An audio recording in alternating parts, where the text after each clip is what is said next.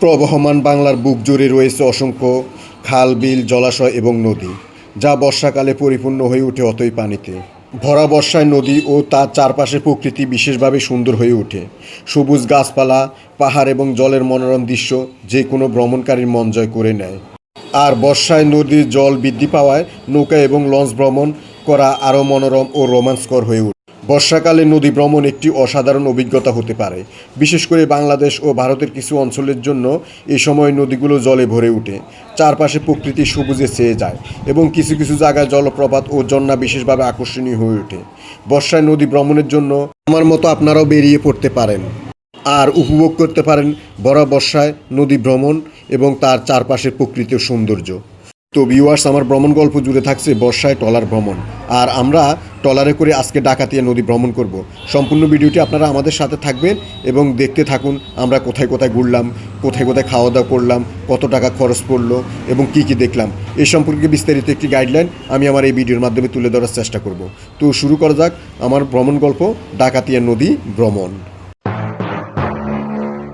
বরাবরের মতো আমাদের জার্নি শুরু হয় ডাকাতিয়া নদী থেকে। আর আজকে আমাদের ভ্রমণ গন্তব্য হচ্ছে শাহরাস্তির খেয়াঘাট এবং ঐতিহ্যবাহী চাঁদপুরের উপজেলা হাজীগঞ্জ। এই দুটি ট্যুরিস্ট স্পট আমরা নৌকা দিয়ে সারাদিন ঘুরে বেড়াবো। একটা ট্যুরের পিছনে কতটুকু কষ্ট করতে হয় এটা তার বাস্তব প্রমাণ।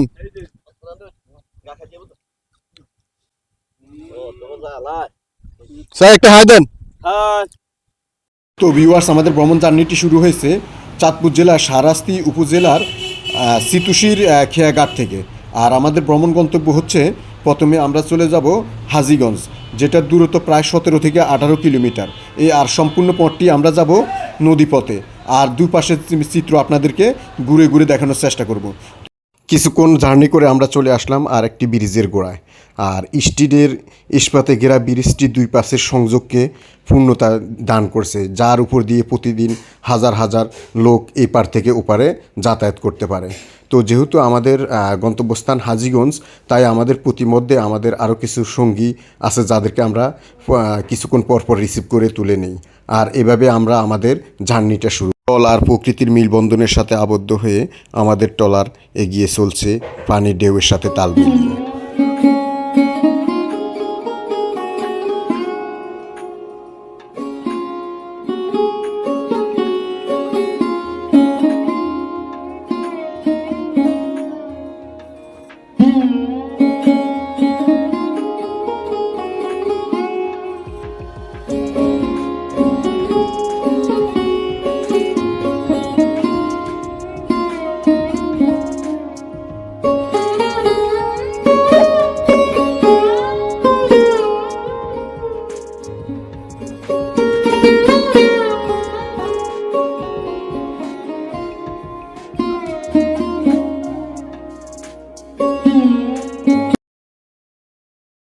দুপাশে সারিবদ্ধভাবে লক্ষ্য করতে লাগলাম বালিবর্তী ট্রলার, যেগুলা বালিবর্তী করে নিয়ে যাচ্ছে আপন গন্তব্যস্থানে।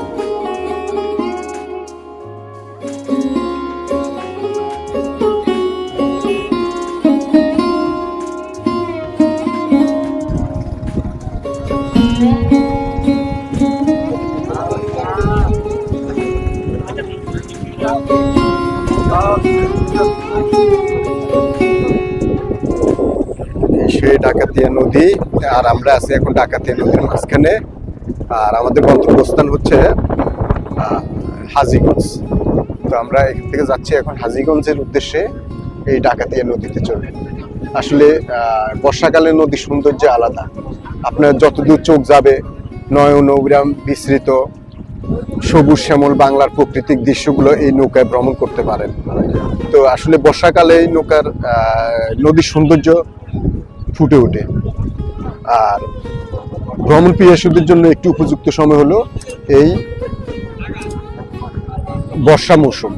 এই বর্ষা মৌসুমে আপনারা ট্রলার ভাড়া করে বিভিন্ন দিক দিয়ে ঘুরে বেড়াতে পারেন, মনের আনন্দে উদযাপন করতে পারেন নিজেদের মতো করে একটি দিন।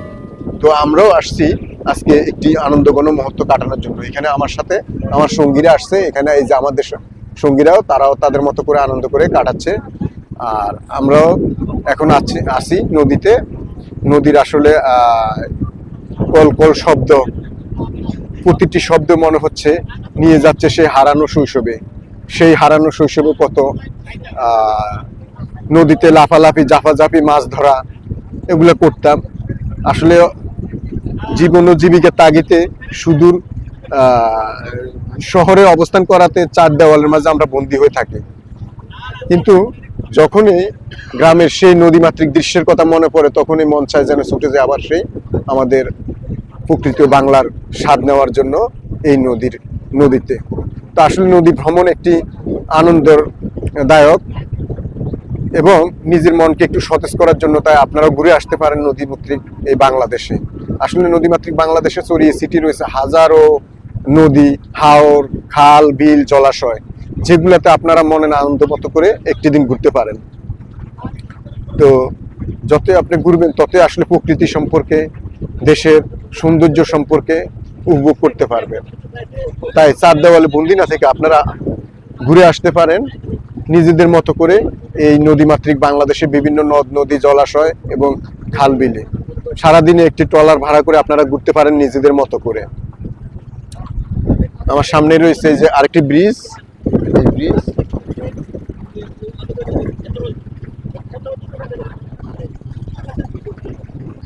এই যে এরকম আসলে আমরা এরকম ছোটকালে এরকম নদীতে বা ব্রিজে এরকম ব্রিজে লাফালাফি করতাম।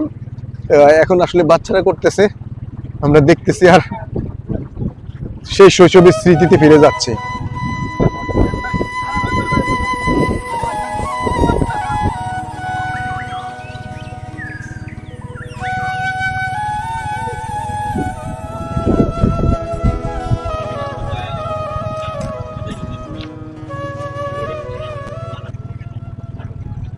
অনেক ট্রলার এই নদীতে ঘিরে, অনেক ট্রলার।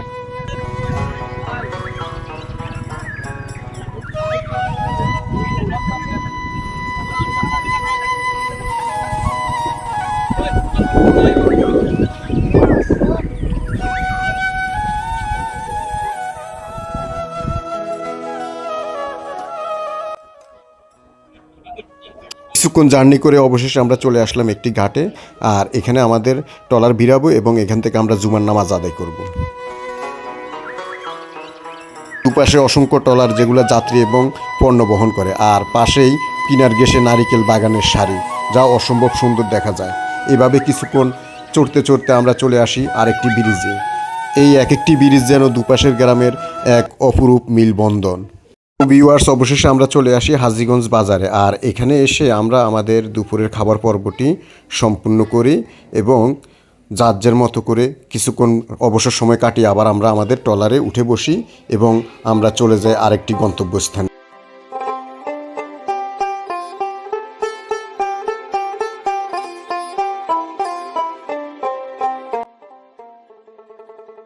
একদিকে কচুরি ফেনাবর্তী নদীর কিনারা, অন্যদিকে জেলেদের মাছ ধরা দৃশ্য। আসলে এই দৃশ্যগুলো সত্যিই মনোমুগ্ধকর। যদি আপনারা নদী ভ্রমণ না করেন তাহলে এই দৃশ্যগুলোকে অবশ্যই আপনারা মিস করবেন।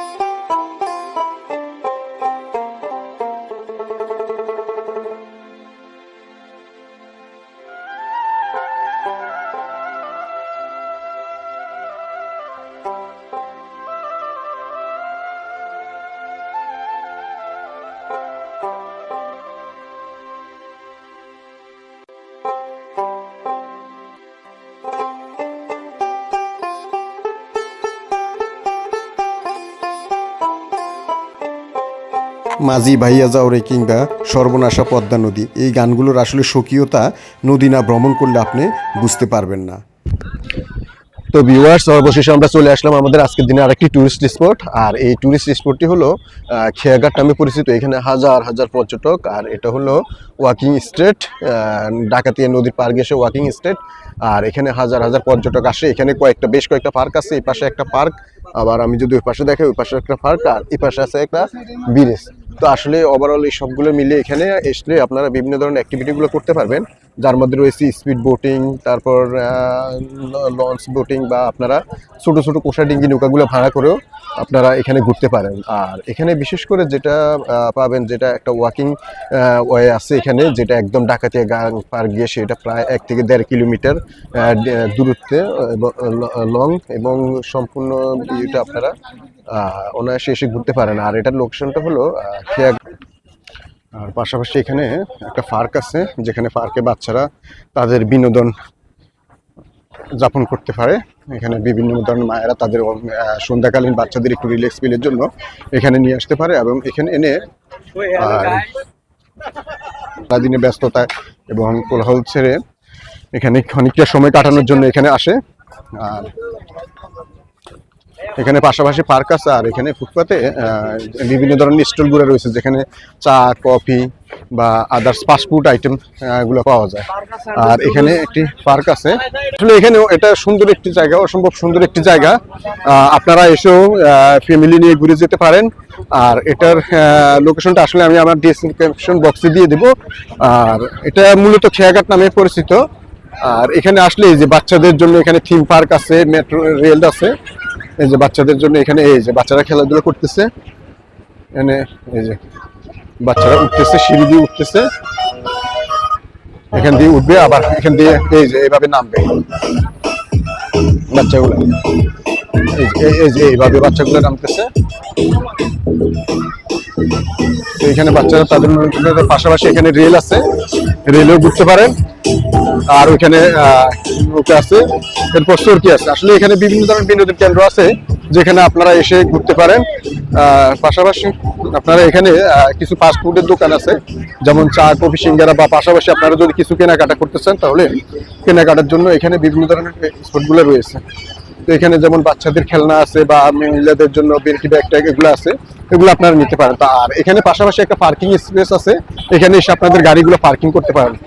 আর এখানে একটু বক্সি, যেটা আপনার শক্তি পরীক্ষা, কে কতটুকু শক্তি পরীক্ষা করতে পারে। এগুলো কি খাইতেছেন? আলু চিপ। এগুলো কি বাচ্চারা খায় না মুরব্বীরা খায়? এই যে পাশাপাশি এখানে মটকাসা আছে, আপনারা মটকাসাও খাইতে পারেন। চা কত করে? মেনু কার্ড আছে না? আচ্ছা আচ্ছা, তাহলে এখানে একটা মেনু কার্ড আছে, আমি যদি একটু দেখাই। এই যে মেনু কার্ডের মাঝে প্রাইসটা দেওয়া আছে। আপনারা যদি আসেন এইভাবে প্রাইসগুলো দেখে দেখে আপনারা আপনাদের পছন্দ মতো চাগুলো খেতে পারেন।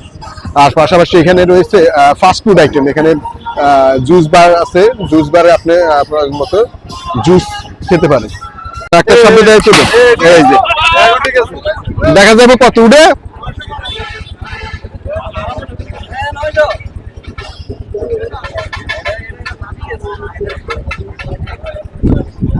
আষ্ট 79।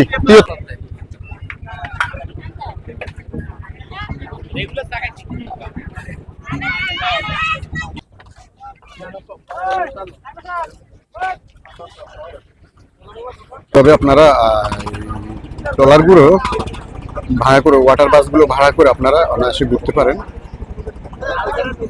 নদীতে। আর এই নদীটার নাম হলো ডাকাতিয়া নদী, আর লোকেশনটা হলো খেয়াঘাট নামে পরিচিত। তো এখানে এসে আপনারা বিকালে আপনাদের মতো করে সন্ধ্যাকালীনটা বা বিকালটা আপনাদের মতো করে উপভোগ করতে পারেন। একদম নদীর পার ঘেঁষে, বিশাল আকারে নদীর পার ঘেঁষে ওয়াকিং স্ট্রিট বা ওয়াকিং ওয়ে নামে পরিচিত, যেটা একদম ডাকাতিয়া নদীর পার ঘেঁষে একদম। আমরা যদি একটু দেখানোর চেষ্টা করি, বিশাল এরিয়া নিয়ে এই ওয়াক। তো এখন আমিও ওয়াকিং ওয়ে ধরে হাঁটতেছি, আর আমার এই পাশে রয়েছে ডাকাতিয়া নদী। পাশে আছে বিভিন্ন ধরনের বোট, আপনারা এখানে বোটিং করতে পারেন। এখানে পাশাপাশি স্পিড বোট আছে, স্পিড বোটে আপনারা চলাচল করতে পারেন। আর এখানে আমি যদি দেখাই, এটা হলো পুরা ওয়াকিং ওয়ে, যেটা ঢাকাতিয়া রিভারের একদম রিভারের পরিবেশে অবস্থিত। পাশাপাশি এখানে আসলে বাচ্চাদের জন্য কিছু বিনোদন কেন্দ্র আছে, যেমন খেলাধুলার জন্য এখানে রেলওয়ে আছে, তারপর আবার জাম্পিং আছে, পাঞ্জি জাম্প আছে, বা আদার্স বাচ্চাদের জন্য অ্যাক্টিভিটিগুলো করার জন্য আপনারা অনায়াসে বিকেলবেলা একটা সময়কে আনন্দঘন মুহূর্ত কাটানোর জন্য আপনারা আসতে পারেন। আর পাশাপাশি এ হলো ডাকাতিয়া ব্রিজ, যেখানে আসলে 3টে টুরিস্ট স্পট, একটা হলো নদীর এপারে, আরেকটা হলো ঠিক নদীর ওপারে আরেকটা টুরিস্ট স্পট আছে। পাশাপাশি এপাশে একটা নদী আছে, আপনারা নদীতে এসে অনায়াসে ঘুরতে পারেন। তো আমরা যাচ্ছি, দেখি একটু সামনের দিকে।